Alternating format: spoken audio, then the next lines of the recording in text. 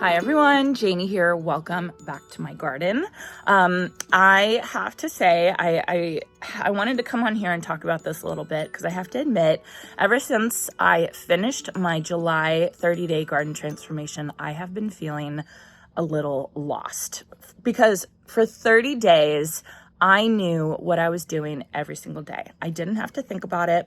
I got my gardening boots on. I came outside. I did my daily routine. I did a focus garden task, and that was that. And I felt so accomplished, and I felt so good in my garden. My garden was looking really good, and I really, really enjoyed it. I mean, it was a lot to do it every single day, including the weekends, including the days that I had other plans and everything like that. But I just really enjoyed that slower pace of not doing huge projects, not going, outside the garden and filming other things. I just really, really enjoyed it. And now that it's over, I took a week off to spend time with my family, and I had a couple other things I had to do.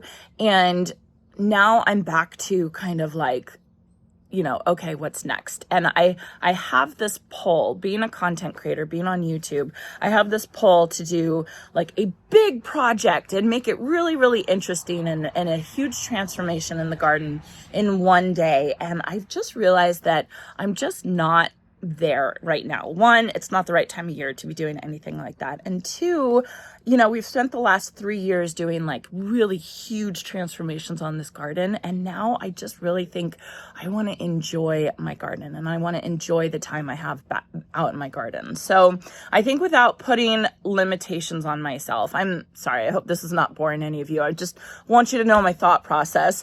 I think without putting any limitations on myself, I'm going to do both. Like I'm still going to do garden tours on my channel because those bring me so much joy and I love seeing other people's gardens. When the time is right, I'll do big transformations on the channel, but I still think I want to do the small daily day in my garden, daily routine, one small focus garden task. I still want to do that. I still have that pull of wanting to live that life basically. So, as you guys, I'm just a little lost about what to do with my channel at this point because I know what I want to do. I want to get out in the garden and just do just the little tasks. And I'm trying to still be a good content creator, I guess. So anyway, I think that's what I'm going to do. I'm going to do both, but I'm going to do just some day in my garden, kind of flashback to my July garden transformation because it was just really eye-opening for me of just how much I enjoyed being in my garden every single day. And that's the point of this channel. That's why I started this channel. That's why I always sign off and say, I hope you have a chance to get in your garden today, because I really do think it makes such a huge difference in my life to have a chance to spend time in my garden. So anyway, all that being said, today I am going back to what I know and love, and I'm going to do my daily routine. I've got my garden boots on already, and just a small focus garden task. So let's get started. I started my day in the garden with watering my plant stash. I have just a few plants left over in my current plant stash, which is perfect because I really don't want to be planting too much this time of year. It's just too hot. As soon as the weather cools off, perennial and shrub planting will start in because we all know fall is the best time of year to plant those kind of plants. So I'm happy that I can almost start fresh with my plant stash once fall comes. I then moved on to weeding. I decided to work in this area of my garden today and began with tackling the Bermuda grass that continues to grow in this area. The ajuga ground cover is doing a good job of smothering some of it, but right along the ajuga, I'm still getting some weeds, so just quickly tackling it during my daily routine definitely helps. For deadheading, I decided to do a quick once-over on my iceberg roses that are in full flush right now. This type of deadheading was just getting a few spent blooms here and there to hopefully keep this blooming as well as it is now for as long as possible. Because it's been too hot, I don't want to fertilize my roses because I really don't want any new growth right now during the heat spells we've been having. And I most likely won't fertilize them again until October because of the heat. I am still fertilizing my annuals and what I call temperennials though, like my Truffula pink gomphrena, plain the blue salvia, and even the white vinca I have planted here. These plants still bloom like crazy even with the heat and will continue to need some nutrients to keep looking good. Finally, I decided to plant some color in this area of the bed. I have a lot of perennials here and none of them are really in bloom right now. So I wanted to add some color, but the only thing with color I really have left in my plant stash are these sticky monkey flowers that are actually natives for us here in California. I'll be really interested to see how they do in my garden this time of year. When I see them growing in other gardens, they always seem to be in bloom, even for a native plant, which most tend to do all their blooming in spring. I'll keep you updated on how they do here. All right, so that is it for my daily routine, and I have to say, I feel better already. It just feels good to get out here and to do a routine, to do a habit that I've gotten so used to and I've just enjoyed so much. And I know I keep saying little and often, but I spent an hour working on this garden bed out here for my daily routine, right? And you guys probably just watched that in like a minute, but I spent an hour out here deadheading and fertilizing and weeding, and it just felt really good. So anyway, let me move on to my focus garden task today. And what I wanted to focus on is I wanted to focus on my bird baths. So I have this fountain right here that's actually not hooked up. It's not plugged in because I don't have power to this area yet. I am planning to get power to this area. But the problem with this fountain or this bird bath, I have a silly little solar thing just to keep the water moving. This dries out really, really quickly because it's pretty much full baking hot sun. And so what I do think I need to do is I need to hook it up to drip. I have my lion fountain in my secret garden hooked up to drip. So every time my drip runs, it kind of fills it. And I think I want to do that with this fountain today, just so that it constantly has water in it and it constantly stays full, stays circulating, all that kind of stuff with this solar thing. The other thing I want to do today, let me grab this, is I want to work on my Georgian bird bath over here, my hat and stone Georgian bird bath that is just one of my favorite pieces in my garden. I absolutely love it, but I do have to clean it a lot because it does get kind of mucky because it's standing water. Now it's underneath my neighbor's black walnut tree, so it gets a little bit more shade than other water features in my garden, but it gets enough sun so that it still gets a little dirty. So I've talked about this before, and a lot of you have recommended, I'm trying to open this with one hand, hold on. A lot of you have recommended using copper in bird baths, which I had never heard of, but the more I looked into it, the more it was really interesting. I guess copper, I'm not going to say this right, but copper releases ions that keep the algae from forming, and you can use old pennies, but I don't even have any new pennies, so I don't know. I couldn't get any of those, but I did find these bird bath copper plates, and they came in different forms. They had like flowers, they had just discs, and then they had these really cute leaves.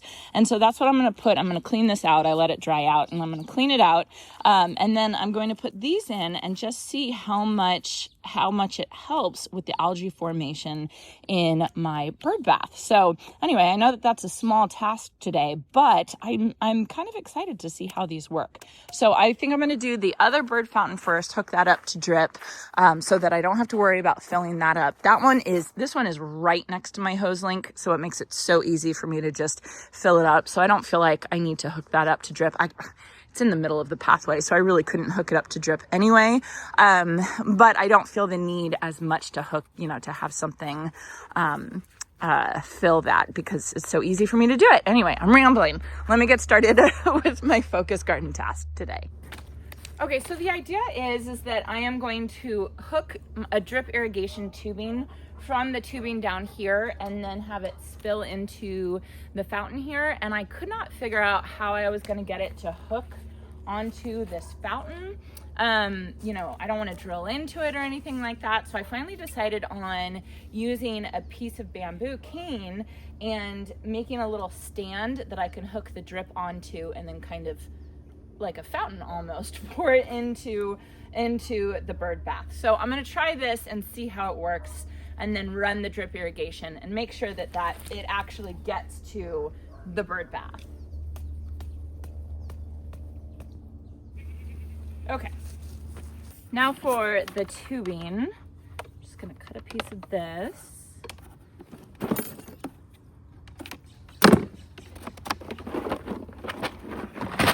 And then just grab some couplers. one to hook it to the rest of the tubing that I have in that garden bed. And then I guess I'll use this one. I am running low on emitters.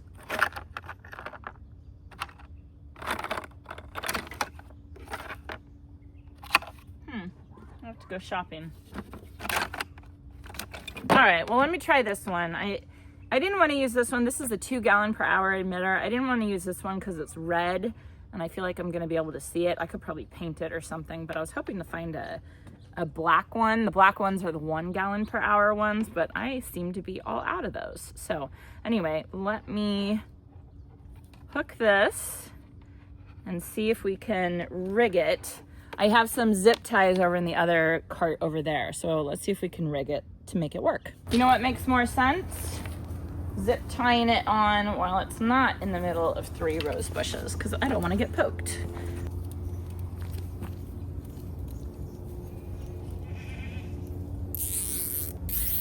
Oh my goodness. Holy moly. You guys have to see this. This is covered in ants. Oh my gosh. I just noticed that. Look at this fountain. It is covered in ants. What is going on? I must have disturbed an ant hill when I was working around here and pulling weeds. Oh my God. Look at that. That is disgusting. Oh my gosh.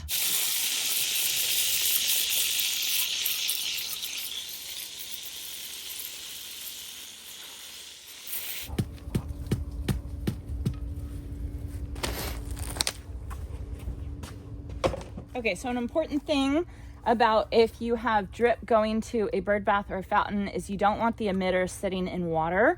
I have learned that lesson the hard way.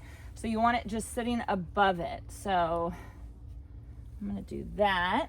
All right, now let me run my Ratio, my irrigation system, and see if it works. Okay, it's turning on.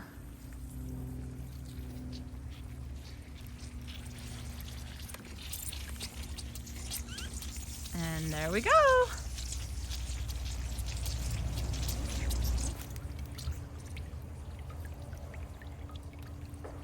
Okay, so at least it's going to keep this fountain filled this summer. I think that will work really well. I'm trying to think of a way to make it disappear. It's not that bad because, you know, the rose bushes kind of hide it a little bit. I could move it behind here, but that's only when I'm standing right here. I don't know. I think I'll just leave it like that for now and then try and decide what I want to do. Maybe I should move it though. How much slack do I have? I have a little bit. Let me try and move it. Okay, so there's that. So it's a little more hidden behind the fountain. I mean, the important thing is the fountain's getting constant water. Every single day it's going to get filled a little bit, and that should at least prevent me from having to come and fill it almost every day. So yeah. Okay, so that's good. Now I'm going to move on to the Georgian bird bath.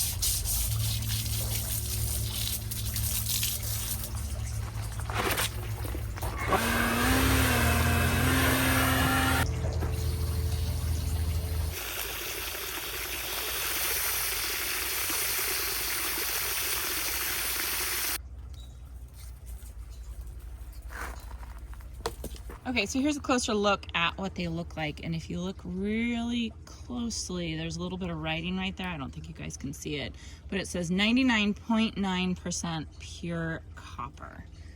And you just go like that. So normally I feel like I have to clean this bird bath out about once a week. I think I put myself in a bad position because I like floating flowers in this bird bath. I think it looks so pretty, but I think that makes it get dirty a little bit faster. So I'm going to leave it just like this, just kind of clear, have the copper in there, and see how often I have to clean this. I feel like I have to clean this. So I'll keep you all updated on this, but thank you for those of you who recommended using copper in bird baths. That was very interesting. It was a new to me concept, and it's very interesting, and I think it'll be really fun to see if this works. So anyway, that is going to be it for today. I got a lot of stuff done in this little area, and it felt really, really good. And like I was saying, I don't want to stop doing the other type of videos on my channel. I still want to have a nice varied types of videos, garden tours, field trips to go different places, interviews with people, really interesting people, big projects, little projects, just all the fun type of things, because that's what really gets me going, is all the interesting stuff that comes with gardening. But when it comes to working in my garden, that's like the bread and butter. That's the core of my channel. And I just really like this format that I've landed on with, little and often, not making a big deal, not trying to do a huge project every single day with a giant before and after transformation that is so common these days on social media. I mean, you can see a 60-second video and somebody can completely renovate their whole garden or house. And I just have to keep reminding myself that that's not that's not normal, and that's not someone who posts 5 days a week. So anyway, thank you all for listening to me vent today, but it felt really, really good to get out into the garden and to do the type of gardening day that I know and love. So I hope you all enjoyed this, and I hope you all have a chance to get in your garden today.